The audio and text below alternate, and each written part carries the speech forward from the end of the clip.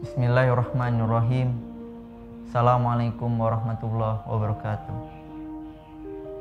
Saudaraku yang berbahagia, alangkah baiknya segala sesuatu kita mulai dengan rasa bersyukur kepada Allah.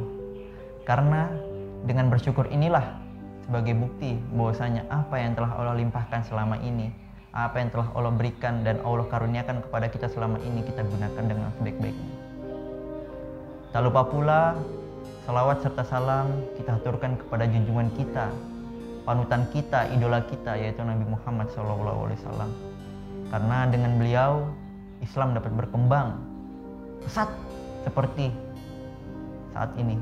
Kalau tanpa beliau kita mungkin akan hidup seperti zaman dahulu dan menyebarkan agama Islam seperti cara beliau. Saudaraku yang berbahagia, di dalam kehidupan ini setiap manusia pasti terdapat dalam dirinya ingin menggapai yang namanya kebaikan, ingin menggapai yang namanya kebahagiaan. Karena dengan kebahagiaan itu sendiri, manusia mengukur bahwasanya dia akan mendapatkan apa yang dia inginkan. Dengan kebahagiaan itu dia akan mendapatkan apa yang menjadi tujuan hidupnya. Kebahagiaan itu sendiri banyak persepsi-persepsinya, banyak perspektif-perspektifnya. Ada yang mengartikan bahwasanya kebahagiaan itu hanya dari harta. Ada juga yang mengartikan kebahagiaan itu bagian dari iman. Oleh karena itu, banyak dalam buku-buku kebahagiaan, dalam buku-buku sa'adah, ulama-ulama menjelaskan tentang kebahagiaan yang mana ini sesuai dengan arti dalam Islam itu sendiri. Kebahagiaan di situ sering disebutkan sebagai insyirahus sadar, yaitu ketika dada kita terasa lapang, itu udah termasuk bahagia. Dalam buku-buku sa'adah, dalam buku-buku kebahagiaan yang dicatat ulama-ulama terdahulu, itu dijelaskan bahwasanya kebahagiaan itu merupakan insyirahus sadar. Kita ambil contoh, ada seorang mahasiswa berkata kepada ibunya, "Ibu, alangkah bahagianya aku ketika aku sudah mendapatkan sarjana." Dan ketika dia selesai dari kuliah S1-nya, dia berkata lagi kepada ibunya, "Ibu, aku belum bahagia." Ibunya pun menjawab, "Mengapa, nak? Alangkah bahagianya aku ketika aku lulus S2." Dan ibunya pun membanting tulang lagi mencarikan harta, menguliahkan anaknya hingga lulus magister.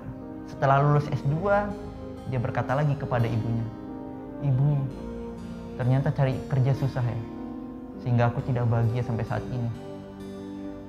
"Apa yang membuatmu tidak bahagia?" Anaknya pun menjawab, "Alangkah bahagianya aku ketika aku lolos doktoral dan selesai dari kuliah S3 karena hasil dari kerjaan ibunya dan juga ayahnya. Dia masih belum bahagia."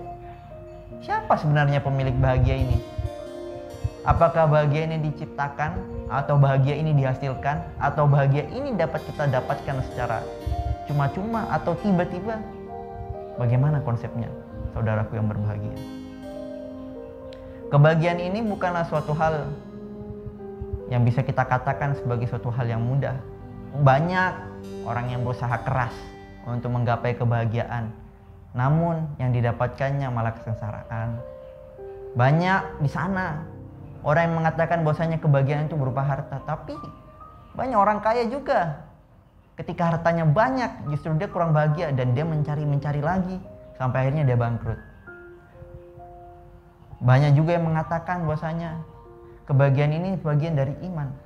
Justru dengan iman itulah kita akan mendapatkan kebahagiaan. Disinilah titik letak. Apa sih sebenarnya arti bahagia? Bagaimana kebahagiaan itu?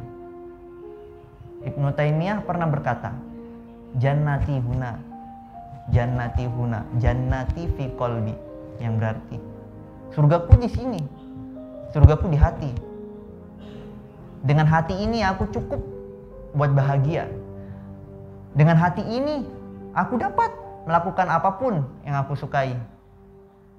Hatiku tuh bukan di mall, hatiku tuh bukan di pantai, hatiku bukan dimanapun berada. Kebahagiaan yang aku cari itu cuma di sini, di hati. Begitu kata Ibnu Taimiyah. Sehingga jika kita ngulik, kita putar balik secara historikal, secara sejarah, di mana Ibnu Taimiyah dulu di penjara karena mazhab yang dia miliki, karena pemahaman yang dimiliki, pandangan yang dia miliki.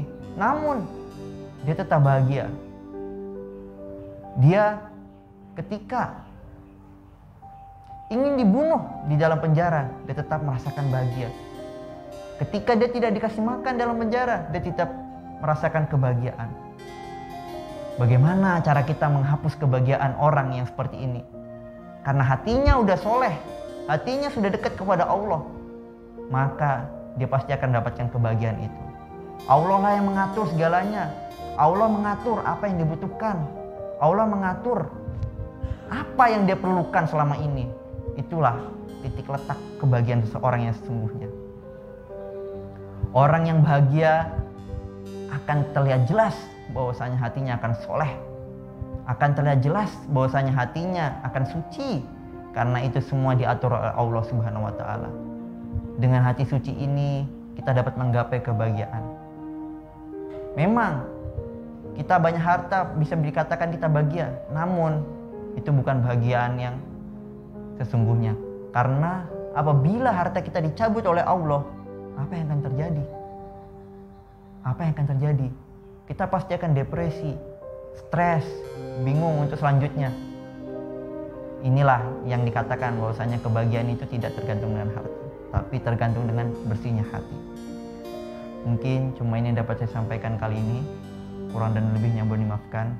Wassalamualaikum warahmatullahi wabarakatuh.